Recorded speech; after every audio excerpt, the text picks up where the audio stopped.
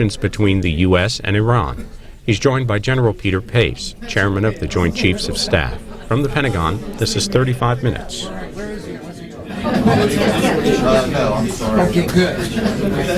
Yes, I do. Yeah, we'll allow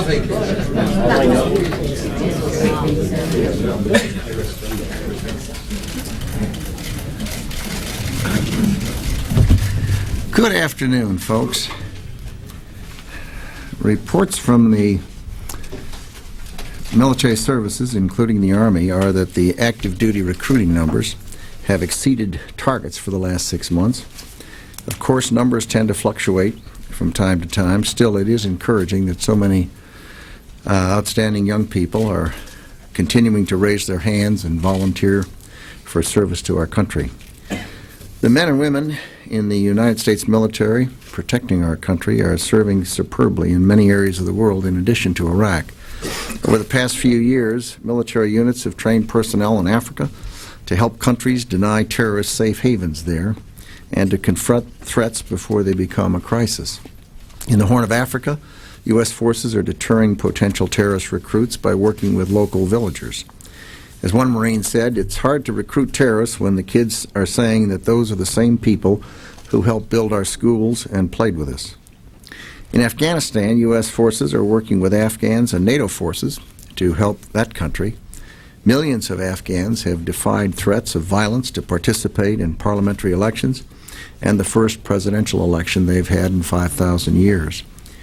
And one side of progress is that the Afghans are voting with their feet. I'm told that some 3.6 million refugees from around the world have now returned to Afghanistan, the largest refugee repatriation operation that I'm aware of. The American people can certainly be proud of the men and women in uniform and what they're accomplishing. They're working mightily to keep the American people safe. Finally, there have been some questions raised about Iran and speculation about U.S. policy. Let me be clear. The Department's policy is the President's policy. President Bush and America's allies are on a diplomatic track. The President addressed this matter yesterday very forcefully, and I would have nothing to add. General Pace. Sir, thank you. In the last couple of days, there have been several articles, opinion pieces, editorials about the responsibility of senior U.S. military officers to speak up, to tell the truth as we know it. And that is a sacred obligation of all of us who are fortunate to represent all the members of the armed forces and to have the opportunity to participate at this level. Let me just give you Pete Pace's rendition of how the process worked building up to Iraq. First of all, once it became apparent that we may have to take military action in Iraq, the Secretary of Defense asked Tom Franks, who was the commander of Central Command, to begin doing some planning, which he did. Over the next 2 years, 50 or 60 times, Tom Franks either came to Washington or by video teleconference, sat down with the Secretary of Defense, sat down with the Joint Chiefs, and went over what he was thinking, how he was planning. And as a result of those iterative opportunities and all the questions that were asked, not once was Tom told, no, don't do that, no, don't do this, no, you can't have this, no, you can't have that. What happened was, in a very open, round-table discussion, questions about what might go right, what might go wrong, what would you need, how would you handle it, and that happened with the Joint Chiefs, and it happened with the Secretary. And before the final orders were given, the Joint Chiefs met in private with General Franks and assured ourselves that the plan was a solid plan and that the resources that he needed were going to be allocated. We then went and told the Secretary of Defense our belief in Tom's plan and in the resources. And I know for a fact, because I was there, that when the Joint Chiefs were called over to the White House, several of the questions that the President asked specifically were about our understanding and belief in the plan and whether or not the proper amount of resources have been allocated. He did that both with us just as Joint Chiefs, and then again when all the combatant commanders were in from around the globe, well before a final decision was made. We had then and have now every opportunity to speak our minds. And if we do not, shame on us, because the opportunity is there. It is elicited from us, and we're expected to. And the plan that was executed was developed by military officers, presented by military officers, questioned by civilians as they should, revamped by military officers, and blessed by the senior military leadership. Then when we go to Congress, part of our confirmation process is, will you, General Pace, if confirmed, give your personal opinion when asked? And the answer to that question is, yes, I will, sir. And I have been, for almost 5 years now, asked my personal opinion multiple times by members of the Congress of the United States in testimony. And I have spoken my personal opinion.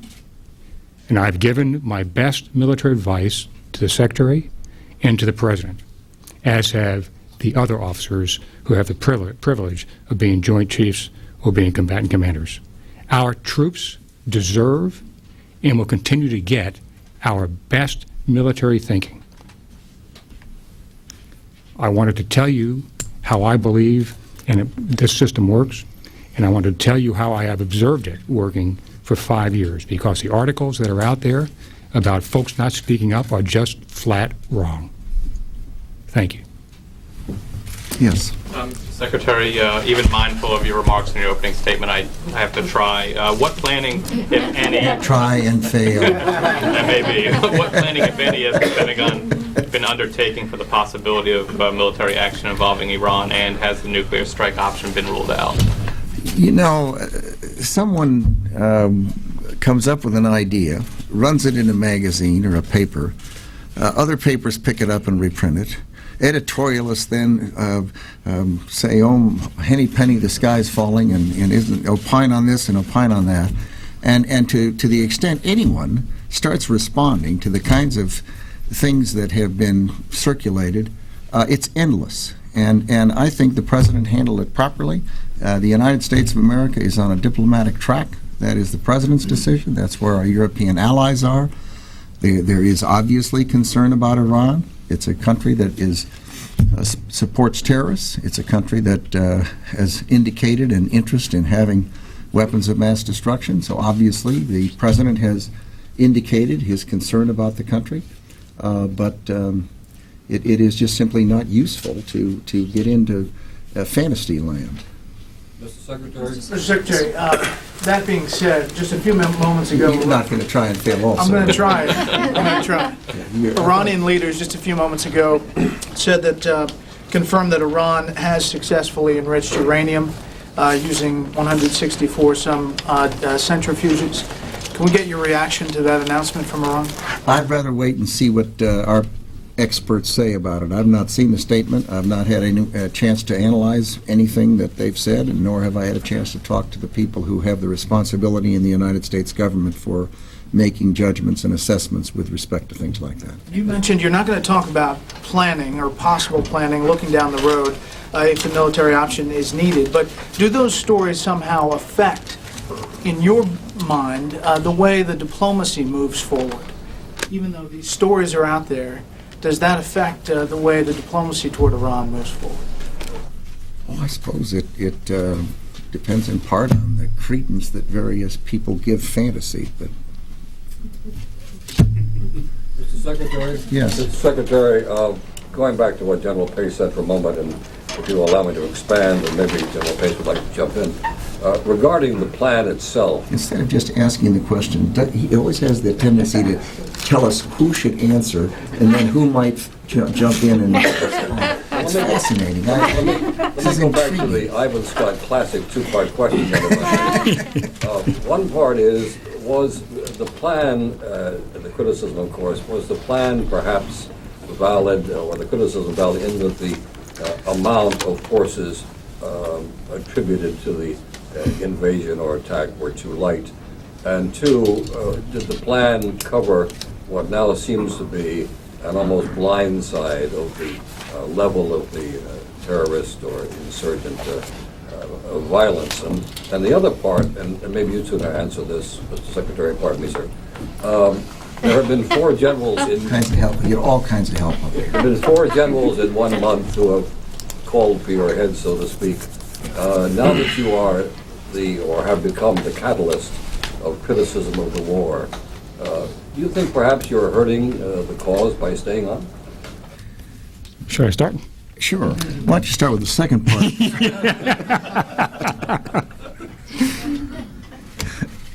The logic for the size of the force that went in was very solid.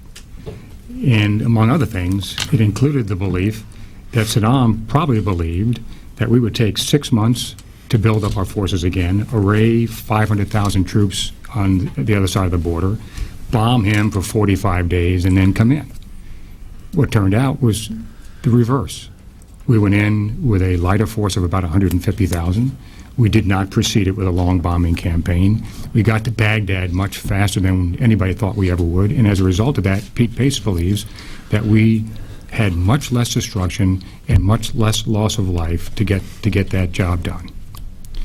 So from that standpoint, I was very comfortable with the pre-war planning. I am comfortable with the way it was executed, and I would go back, given the same facts and figures, and reach the same conclusion, as did all the Joint Chiefs in agreement with Tom Franks' plan.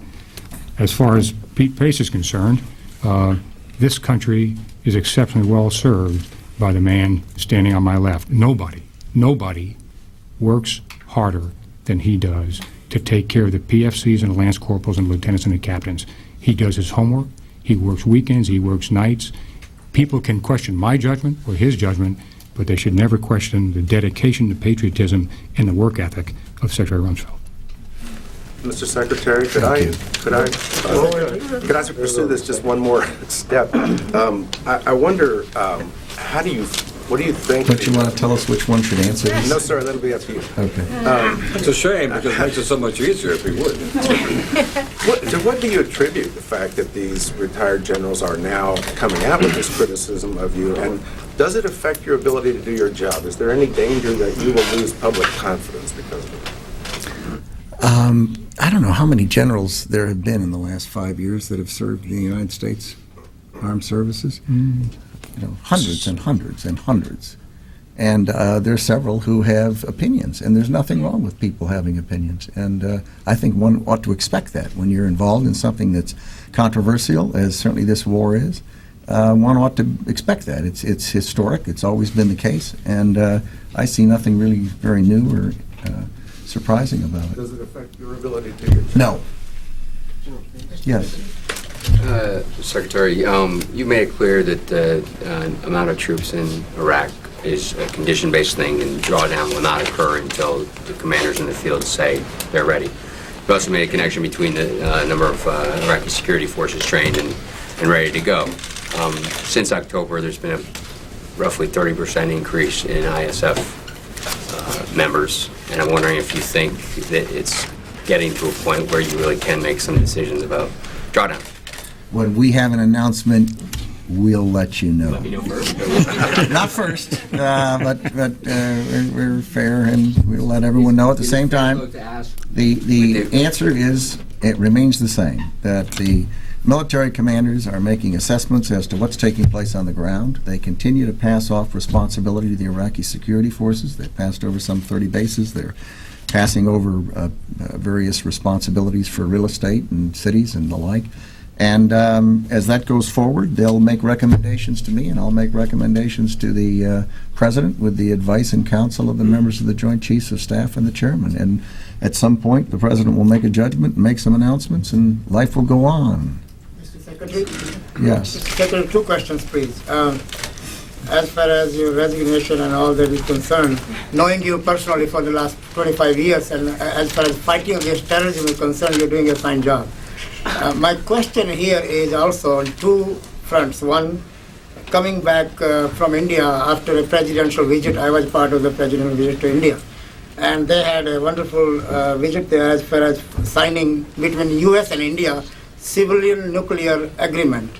what are your views? Because Secretary Rice was on the Hill, and in the recent days, and so is Dr. Manmohan Singh, Prime Minister of India, in the Parliament in India, and she had been putting the case that this is a good deal. What are your personal views as far as this deal is concerned in the Congress? Well, this is something, of course, that was coordinated throughout the executive branch of the government, the Department of Energy and elsewhere, and the President's position is a U.S. administration position, and we certainly support it. I certainly support it here in the Department of Defense. And the relationship with India is an important one, and it is something that we have worked to develop over the past 5+ years very extensively, and our military-to-military relationship is excellent with them. And second, sir, as far as our troops are concerned, U.S. troops abroad, like in Afghanistan and in Afghanistan, since I was there, they are also doing a wonderful job. But at the same time, as far as Pakistan is concerned, those troops are not allowed to reach Osama bin Laden and other major terrorists. So where do we stand now as far as Osama bin Laden is concerned, and U.S. troops are not allowed to enter that area?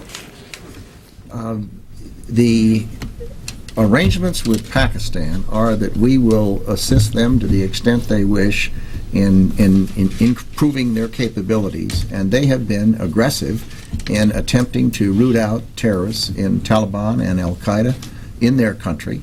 They have the northern federally administered tribal areas, which have an unusual constitutional arrangement with respect to the government of Pakistan. But they, every month, have increased their efforts, and they've taken a lot of losses, as a matter of fact, in going after the terrorists in that part of the world. We have not yet been successful in locating or capturing Osama bin Laden, but someday we will be. You know, you mentioned Pakistan, and we should not lose sight of the fact that yesterday was the last U.S. military member who went to Pakistan for relief operations left after 6 months of deployment to that country. 24 helicopters at the peak, 1,200 U.S. personnel, thousands of lives saved, 40,000 seen in medical facilities, engineering equipment that helped clear roads and open up lifelines to the people there. We should all be very proud of the work that our folks did in coordination with the Pakistan government to help them during that very trying period. Yes. Yes. Yes. Yeah, thank you. I believe you can see some announcements from Japan about the Futenma relocation new proposal plan. Did you see that? I've not received any specific piece of paper, but needless to say, our folks have been in extensive discussions with the officials from Japan, and the Japanese officials have been in extensive discussions within Japan on this subject. It has been going on now for a number of months, and I feel we're making good progress, and at the appropriate time, the officials in Japan will make any announcements that they feel are appropriate. Yeah. But in the local community, even though now demanding the shorten the runway. I've read about that. You read? We are negotiating not with the press and not with the local community. We're negotiating with the government of Japan, and they are then dealing with the local government, and they will work it out. We have an interest, they have an interest, and we've had a long and very successful relationship with Japan, and I have every confidence that the issues that are currently being worked on in kind of a final form will sort through very soon and very in a manner that's consistent with the interest of both countries. There is a very big difference between the previous plan because the new proposal plan has two runways. I'll bet you those differences narrow over time. Mr. Secretary. Yes. Mr. Secretary, with the freedom or perhaps naivete of someone filling in over here, let me attempt another question on Iran, if I may. A fool's errand. Yeah, let me. You've dismissed talk of war plans as fantasy land. Now the president called them wild speculation. But you should be very careful about quoting me. You've already started. Fantasy land. I used the word, but I did not use it specifically in the context that you're using it, and I would caution you to read very carefully precisely what I say, and not what you'd like me to say, or what you want other people to think I should say. I'll use the president's quote. Wild speculation. When you're in a hole, stop digging. All right. Wild speculation, as the president called it. But on May 21st, General Franks told us from this podium that you had not yet asked him to draw up plans for an attack on Iraq. We learned from Bob Woodward's book that indeed 6 months earlier you had asked him to draw up such plans. So why should the American people today believe you and the president when it comes to reports of plans for an attack on Iran? Now, isn't that interesting? It is. I'm racking my brain on the dates. I have to go back and. 2002. Tommy Franks. I have a quote if you'd like it. Well, the first thing I would say is you're talking about Iraq in that context. There has always been for ages there have been contingency plans for Iraq. I mean, I don't know how many years there have been contingency plans for Iraq, certainly since 1990. Certainly during the 10 years we were in that 10 years, I mean, every day people were firing, every week, Iraqis were firing at U.S. and British aircraft flying in the northern no-fly zone and the southern no-fly zones. And I wasn't here. I was in private life. But during the decade of the 90s, I'm sure that there were contingency plans as to what one would do with respect to Iraq. So it's hard for me to believe that General Franks would say that we didn't have contingency plans. I don't know precisely what the question was that was asked or precisely how he answered it, but clearly this country, for the better part of 15 years, has had various contingency plans. That's what this government does. Is the department does is plan for various contingencies, and it's not unusual.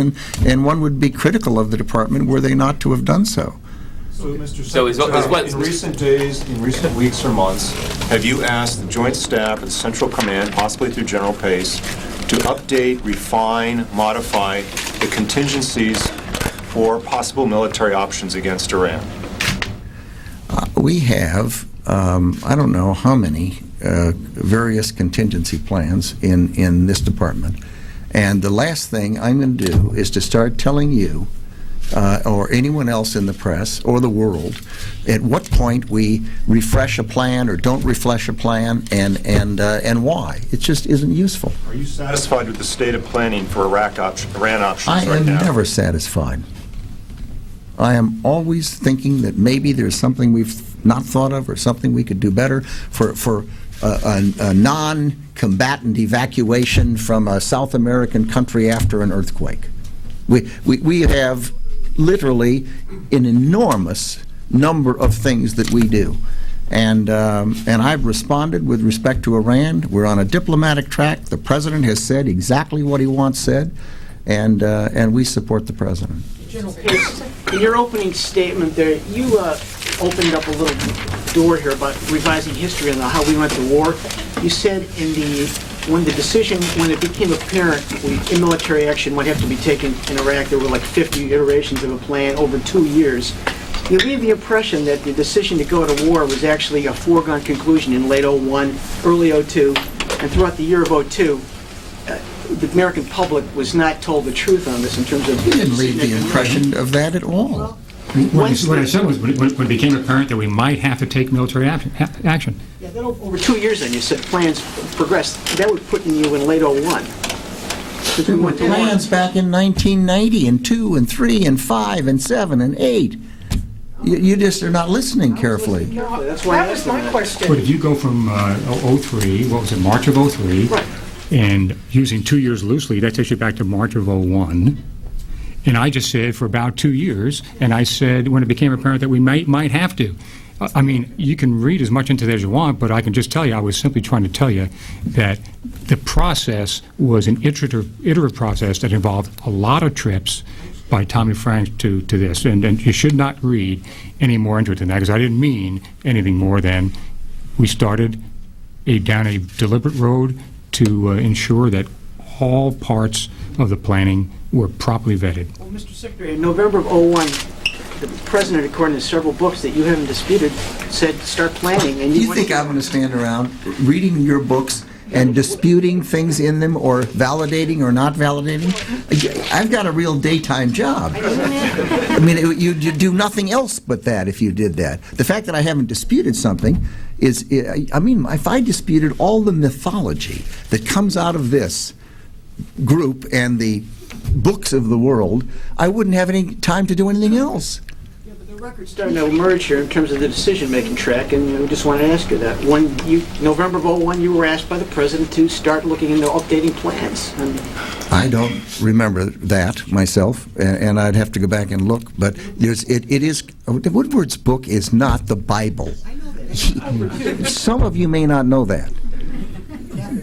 Yeah, but I do appreciate the opportunity to correct the record, because in fact in March of '01 I was still the commander of U.S. Southern Command and had no opportunity at all. So I did misspeak by saying 2 years. I was wrong there. What the intent was to tell you that it went on for a period of time. I didn't become vice chairman until 1 October of 2001, and that's where I got on this train and where my knowledge of planning begins. It was subsequent to that, obviously, that I became knowledgeable of any kind of planning. You know, I'd have to go look at my calendar, but I'll bet there is not a 3-week period. I'm sure I'm wrong, but I'm going to guess there hasn't been a 3-week period in years that I have not been engaged in a meeting with a combatant commander from some part of the world, going over with them the planning process that they have a statutory responsibility to perform, where they take us responsibility for a geographic area, they look at it, they say what conceivably could go wrong, then we talk about the kinds of things that might go wrong, then they come in with a plan of how they're going to address the various things that could conceivably go wrong in their area of responsibility. Then they take one of them in sequence and they'll say, here are the assumptions that we're going to operate on. How do you feel about that? And then Pete and I and others and the chiefs will talk about the assumptions and we'll get that right. Then they'll go back out and they'll start to develop a plan based on those assumptions for that particular niche. Then we work through that. That may take 6 months. Back and forth, back and forth. Then they'll take another piece of their responsibility and do the same thing. This goes on all the time. This has been going on for decades in this department. Mr. Secretary? You've been very patient. Thank you. When you talk about some of all the opportunities people had to criticize, generals in particular, had to criticize the war, is it the case that people like General Eaton, who were, in office at the time, failed to speak up when that came up, or were there voices of dissent that raised criticisms, such as they're raising now? I do not know whether or not General Eaton ever spoke up or not. I never became aware of any concerns he had until he recently started publishing. With regard to others who had any kind of concerns at all, and there were many. I mean, when you sit around a table talking about military operations, there are lots of concerns. There are concerns properly voiced by the civilian leaders. If this doesn't work, what's going to happen, and those kinds of things. There's concerns voiced by the military to make sure we have adequate resources plus some to make sure. So there's all kinds of dialogue that goes on, and that's why it's so important that you understand how the process works, because it's in that back and forth, those 50 or 60 iterations, that those kinds of issues get put on the table. I can tell you categorically that at the end of the day, when it was time for the Joint Chiefs to listen to General Franks' last presentation, that we were satisfied that he had a good executable plan, and we so told the Secretary of Defense and the President of the United States. It's also important to go back and take a look at, when you look at people talking, when did their personal knowledge end? I misstated 2 years, but also people's personal knowledge end. So, for example, General Newbold left his job as a J3 in the summer of 2002. I think his final date on active duty was 30 September 2002. He left a little bit before that. That's September 2002, 6 months and many iterations of the plan before we actually ended up going into Iraq. So people's knowledge bases are different, and they see the world from where they get on or get off a train, and it's important to keep that in mind. Mr. Secretary? Yes. A question of military capability. America's potential enemies who watch you on television may look at things right now and say, well, the U.S. is, fully engaged in Iraq. What would you say to those who question whether the U.S. military can, in fact, take on a second major military contingency? And what is your assessment at the moment of the U.S. military's ability to destroy deeply buried targets? That's a subject both of you have previously publicly discussed. I will not answer the second question. I will answer the first.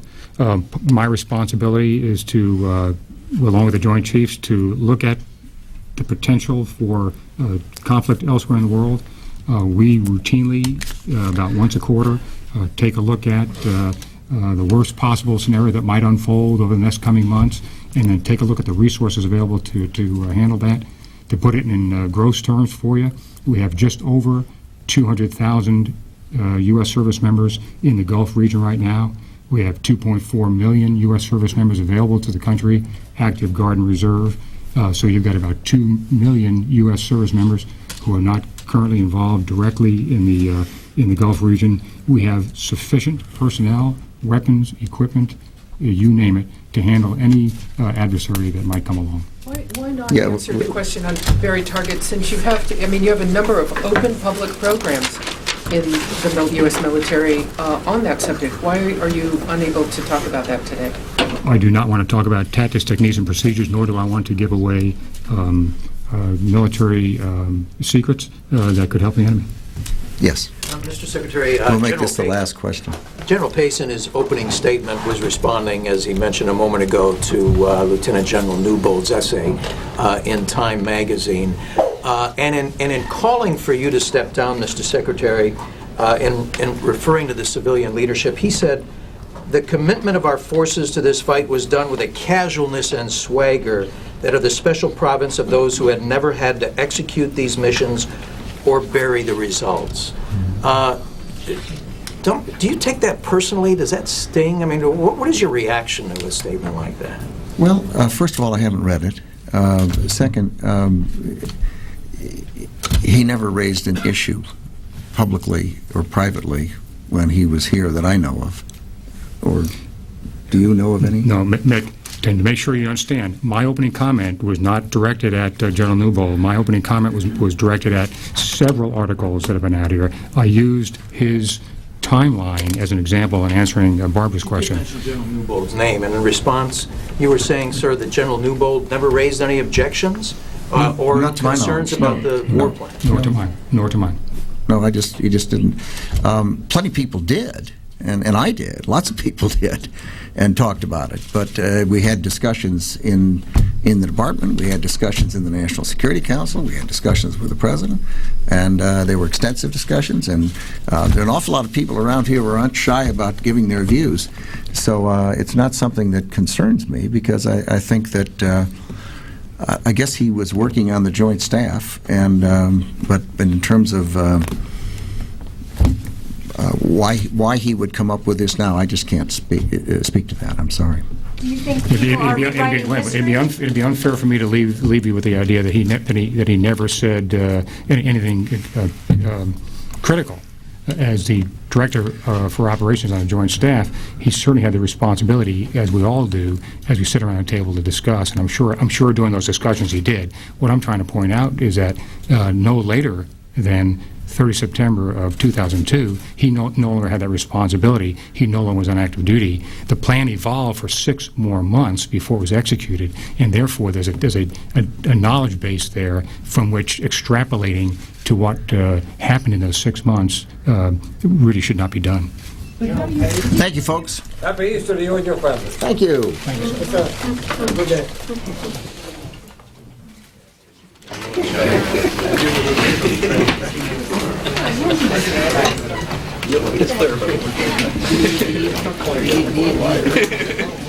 Yeah, I thought about the latter half of the question.